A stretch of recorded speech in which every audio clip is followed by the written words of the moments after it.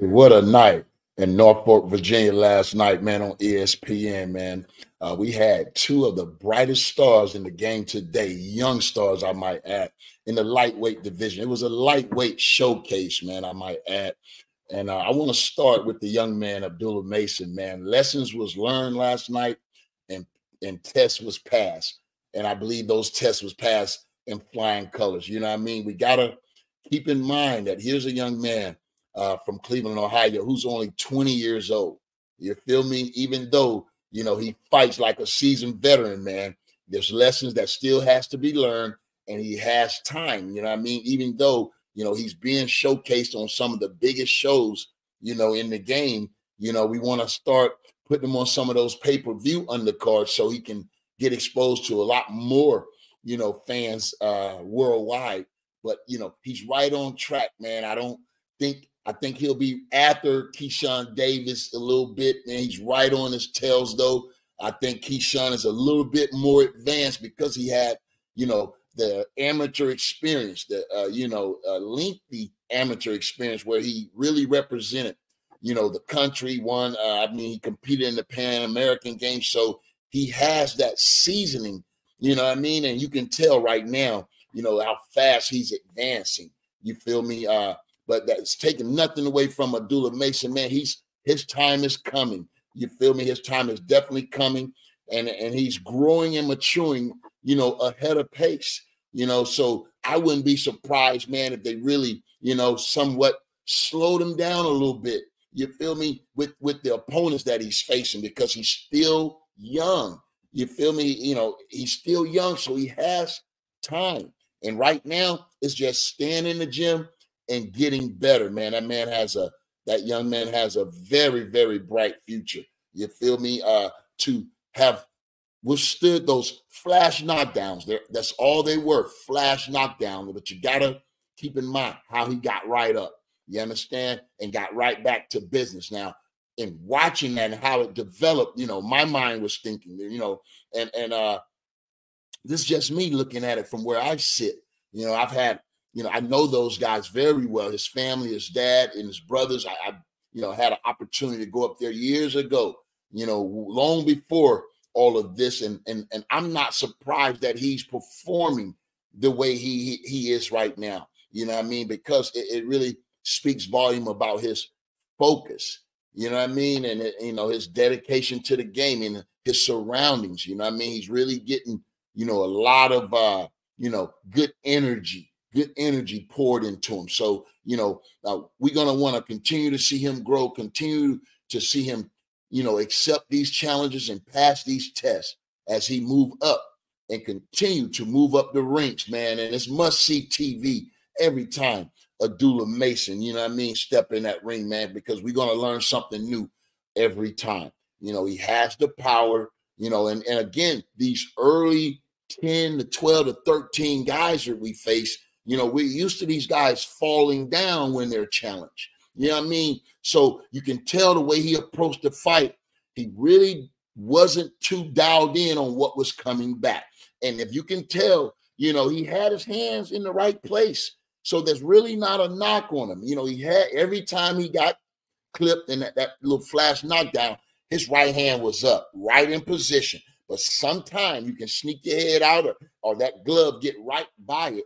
You feel me? And it clipped him on the chin a couple of times. And it doesn't say that he don't have a chin. Those are just some of the punches that you can't really, brace for. You know what I mean? I've experienced that against Reggie Johnson, caught me with a right hook, and it wasn't the fact that he hurt me. It's just he caught me flush, and it was a punch I really didn't see. I went down, got back up, and commenced to doing what I was doing. You know what I mean? But he'll learn from that. Gotta just dial it in a little bit and really master distance. And what I see, and I can always, input my opinion. And I would like to do that, behind closed doors, man. Everything I got to say is not really for everyone. You know what I mean? Because a lot of times, everyone can't handle or accept constructive criticism. But when you get that one fighter that can, and he really, go back to the drawing board and get better, then you got a fighter that you can truly, the sky is the limit. You know what I mean? It's those fighters that feel that they know it all and can't learn nothing, that find themselves, fanning out and leveling out and not really reaching their full potential. But I don't sense that in his case. And then we got to talk about, you feel me, the headliner, man. That boy from Norfolk, man, Keyshawn, standing on business Davis, man. He did just that last night. He stood on business and came in with a fighter, and Gustavo, man, Lemons, that had 30 fight experience, been in with some really solid fighters. Excuse me real quick. Sorry about that. You turn this thing on airplane mode. My apologies, my bad. Anyway, standing on business, man. And he fought a guy, had experience, had been in with some of the top fighters, and Lemons, man, and Keyshawn Davis, man. He really, really, was on his game, man. I'm talking about locked in, focused, knew exactly what he wanted to do. You feel me? And he perfected it flawlessly. And even the punch that he stopped him with, he even got clipped. But like I said, you only going to go as far as your chin going to take you. I don't care who you is. You're going to have to take some shots. And if you can withstand that, and a lot of times taking those shots only depends on what type of conditioning you're in. If you in real peak condition, you'll probably be able to, withstand a shot or two. You don't want them to be tapping on that chin regularly. You don't ever want that. You know what I mean? Because we're only human. You feel me? But from what I see, man, it was Keyshawn, man, just totally destruction. He wanted to really put on for the city, and he did just that in front of over 10,000. I don't know if it was a sellout, but man, it was packed, and the energy was off the chain. And I must tip my hat to all the Davis brothers. It was 3-0 on the night. His younger brother, they got it done with unanimous decision. Both looked good, and just to say that you can do a whole card with you and just your brothers, man, that's a lot of leverage in the game. You feel me? But they really stamped the card last night, man, with Keyshawn Davis having an electrifying knockout. I mean, when he dropped him with that hook, he even took a hook. You feel me? And he withstood that, man. It was just a masterful display of talent.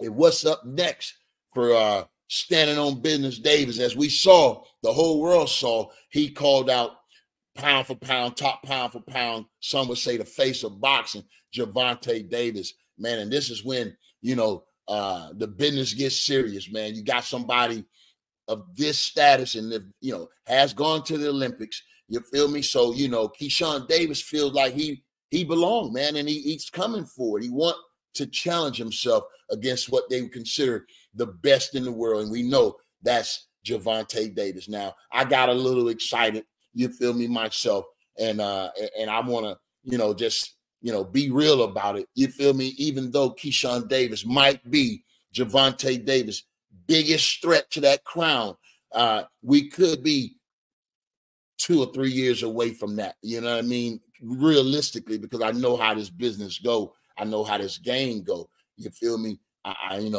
Unless that's something they really want to do, you know what I mean? Keyshawn Davis going to have to continue to look impressive, continue to, knock these guys out, and continue to, call his horn, blow his own horn, because, you know what I mean? He's going to have to do that.